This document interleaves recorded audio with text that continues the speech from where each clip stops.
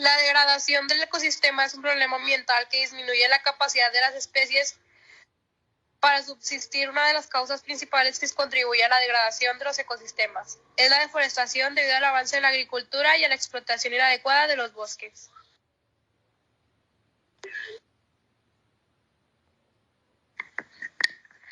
Los bosques cubren casi el 31% de la superficie de nuestro planeta, desde el aire que respiramos, el agua que bebemos y los alimentos que comemos. Los bosques nos mantienen, debemos pensar en ello. Alrededor de 1.600 millones de personas dependen de los bosques para su subsistencia. La degradación en la tierra afecta directamente a casi el 75% de los pobres del mundo. ¿Sabías que los bosques albergan más de 80% de todas las especies terrestres de animales, plantas e insectos? Y que de las 8.300 razas conocidas de animales, el 8% se ha extinguido y el 22% está en peligro de extinción. La diversidad biológica y los servicios de los ecosistemas que sostienen pueden ser también la base para las estrategias de adaptación al cambio climático y reducción del riesgo de desastres, ya que pueden reportar beneficios que aumentarán la resiliencia de las personas a los efectos del cambio climático. Hipótesis. La reducción en el tamaño de los fragmentos da lugar a una progresiva pérdida de las especies que albergan, tanto más acusada en cuanto menor sea su superficie. Dicha pérdida suele ajustarse a un patrón encajado, es decir, las especies se pierden según un determinado orden, de modo que cada una de ellas desaparece al alcanzar los fragmentos un umbral de tamaño dado. Este patrón tiene unas implicaciones conservacionistas obvias, ya que la superficie total de hábitat disponible en una región no define por sí solo su capacidad para retener una determinada oportunidad de especies. Por ejemplo, 100 fragmentos de una no reunirán nunca a todas las especies presentes en un fragmento de 100, ya que solo albergarán réplicas del limitado número de aquellas capaces de persistir en ese contexto de fragmentación extrema. La pérdida encajada de especies es, en última instancia, la suma de las respuestas diferencial de cada una de las especies al proceso de fragmentación, y el orden en el que desaparecen es un índice de su vulnerabilidad ante la misma. Aunque dicha vulnerabilidad depende de múltiples factores y varía entre especies, la hipótesis del muestreo mantiene que depende básicamente de la densidad ecológica de cada especie y del tamaño de los fragmentos de hábitat. Según esta propuesta, con valor de hipótesis nula, el número de individuos por unidad de superficie en el hábitat fragmentado determinará la probabilidad de que la especie sea muestrada por los fragmentos. De aquí surgen tres predicciones interesantes. A tamaño de fragmento dado, las especies más densas tendrán mayor probabilidad de ser retenidas que las menos densas. Cualquier especie tendrá su mayor probabilidad de supervivencia en los fragmentos procedentes de los sectores de hábitat con las mayores densidades originales de la misma. Probabilidad de acumular un elevado número de especies, ya que alcanzará el umbral de tamaño requerido para un mayor número de especies de baja densidad. Esta última predicción explicaría por sí misma el patrón encajado de pérdida de especies descrito más arriba, ya que las menos densas se pierden ante las más abundantes.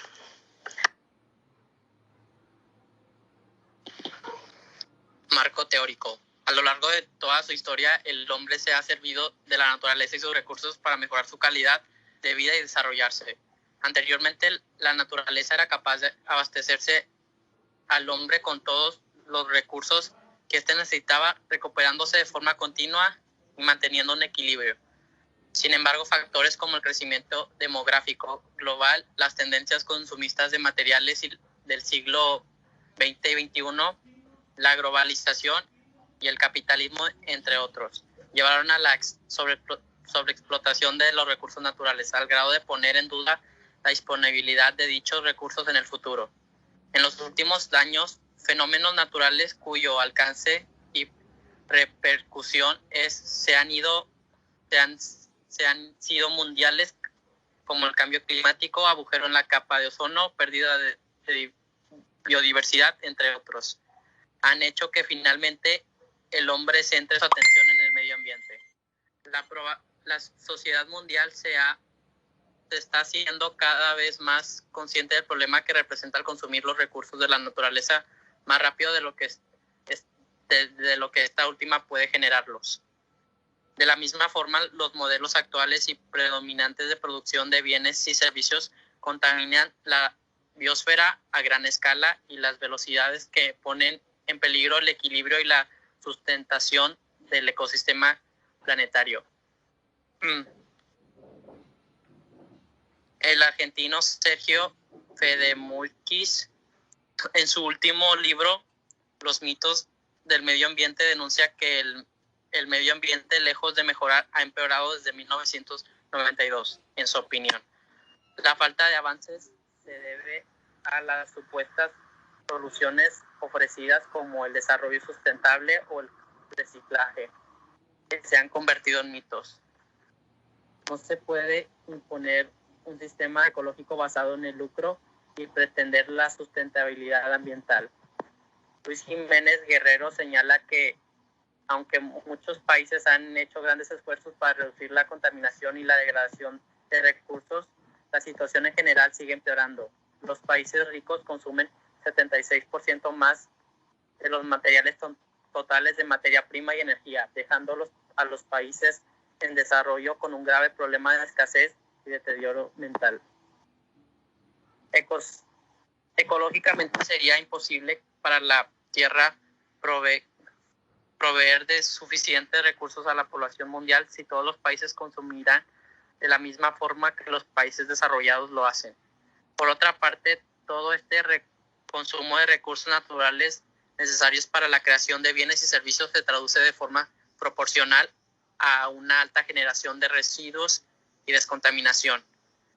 Al referirnos a esta última, debemos considerar que se da de forma cuantitativa y cualitativa, perjudicando mucho más el medio ambiente.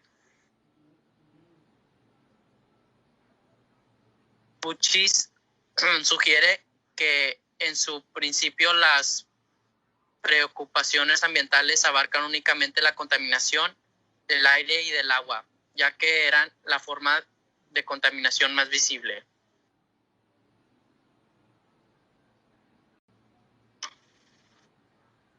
Es importante conservar los ecosistemas no solo por los servicios que estos nos proveen a los humanos, esenciales para nuestra vida, sino porque somos muchas especies en el planeta las que, tras millones de años de evolución, merecemos vivir en armonía. Juan Diego Restrepo, ingeniero forestal.